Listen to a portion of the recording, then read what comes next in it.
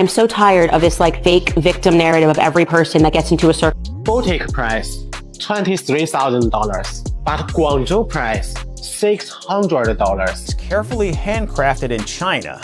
Turns out your quote-unquote made in Italy luxury handbag might have more ties to Chinese factories than to Tuscany. Thanks to viral TikToks from Chinese factory workers, the internet is now in a frenzy. Guess what's the hottest gossip in town? A ton of those super fancy, crazy expensive bags you see in glossy magazines are actually made in China, right in our factories. Can you even believe that? But these big luxury brands, oh, they're keeping it super secret, like it's some big mystery. They want you to think their bags come from super elegant places like Italy or France, where everything's all chic and classy. Like, get this, a Hermes bag at their fancy pants store costs a jaw-dropping $38,000. Yep, that's more than a shiny new car or a year of college. But I'm about to spill all the tea and break down exactly what it costs to make one of these bags, step by step, so grab a snack and listen up. First off, Hermes only uses the absolute best leather from 3 super exclusive companies. One's called UTI from Italy, another's One High from Germany, and the third is a totally fancy one from France. A single piece of Togo leather, the kind they use for their famous bags, costs $450. That's a lot for just one piece of cowhide, right? Whoa, hold the phone. The fashion world is shaking with some major drama right now. Word on the street is that Chinese factories, the ones cranking out Louis Vuitton bags, have totally shut down, like no more bags, zip, zero, nada. And guess who's out here shouting this from the rooftops? Candace Owens. Yeah, that Candace, the one who's always stirring up trouble with her big opinions. This isn't just a little whoopsie or a tiny problem they can fix with a cute commercial. It's a full-blown luxury fashion crisis, like something straight out of a movie. Louis Vuitton isn't just selling bags, you know. They're selling a whole dream, a vibe that says, I'm super rich and fancy. That LV logo, it's a huge deal, popping up on fashion runways, red carpets, and in the closets of billionaires and celebs. But now, those factories in China are like, we're done, no more for you, and they're spilling all the secrets, saying the whole luxury image is one big fake. That's like a scary movie for Louis Vuitton's reputation, a total nightmare. Candace is dropping truth bombs left and right, no sugarcoating, no holding back, and it's got everyone totally shook, asking questions Louis Vuitton never wanted to hear, like what's really going on behind the scenes. I think it's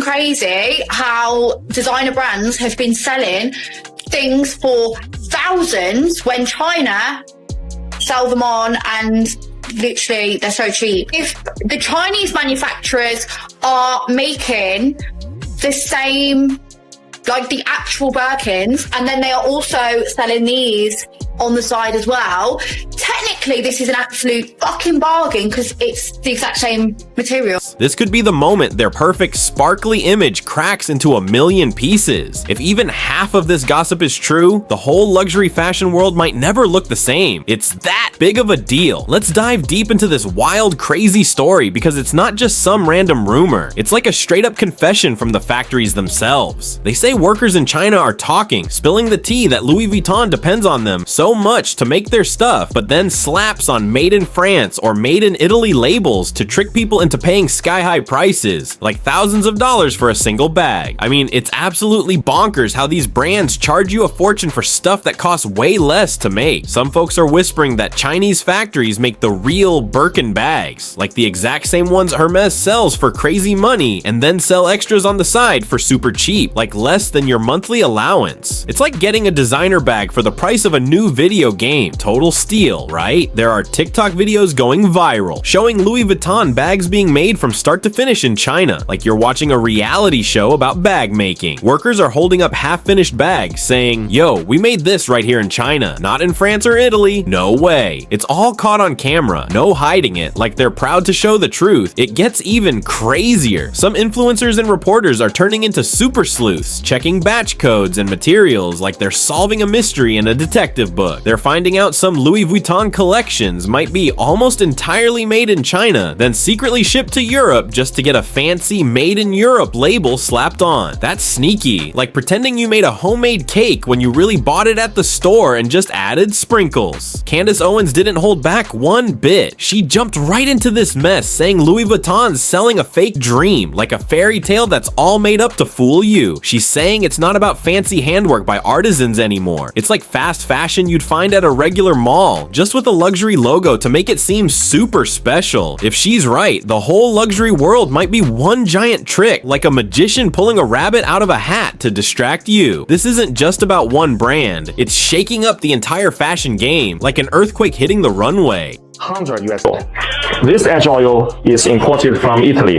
It's called It Seal edge oil.